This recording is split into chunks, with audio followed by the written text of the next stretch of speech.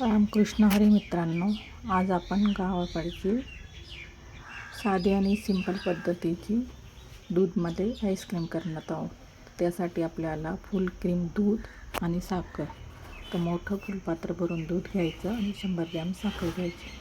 पातेलं घ्यायचं, पातेल्यात साखर टाकायची, गॅसवर ठेवायचं मंद आचेवरती झाल्यानंतर तुम्ही पाहत असाल का कॅरेमलसारखी साखर करून घ्यायची.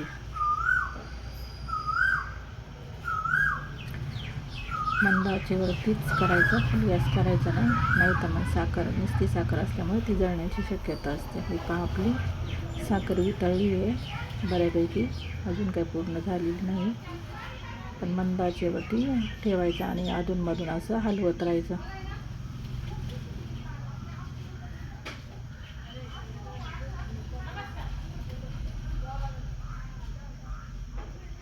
हलवल्यानंतर हे पहा आपली साखर बऱ्यापैकी वितळलेली आहे. मधून हलवत राहायचं आणि आता दूध ओतताना गॅस बंद करायचा, नाहीतर मग ते अंगावरती उडण्याची शक्यता आहे. हे पहा कसे बुडबुडे येतात. ते चालू जर असेल तर आपल्या अंगावरती उडेल, त्याच्यामुळे गॅस बंद करायचं. मंद आचेवरतीच पूर्ण तर ते कॅरेमल परत विरघळतं आणि हे पहा विरघळलं. आता विरघळल्याच्या नंतर चांगली उकळी येऊन द्यायची आहे.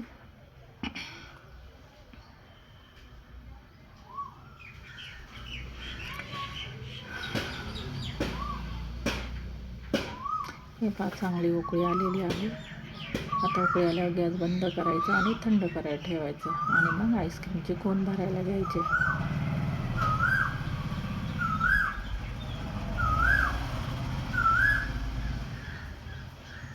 थंड झाल्याच्या नंतरच कोन भरायचे, नाही तर प्लॅस्टिकचे मोड असल्यामुळं ते वितळण्याची शक्यता असते. त्याच्यामुळे कधी पण थंड करून घ्यायचे. आपले मोड भरून झालेले आहेत.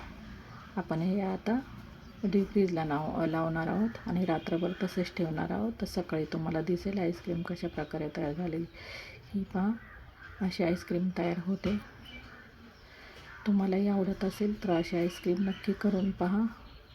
आवडलं तर लाईक, शेअर, कमेंट, सबस्क्राईब करा आणि एकदा नक्की करून पहा आणि कमेंटमध्ये मला सांगा कशी झाली.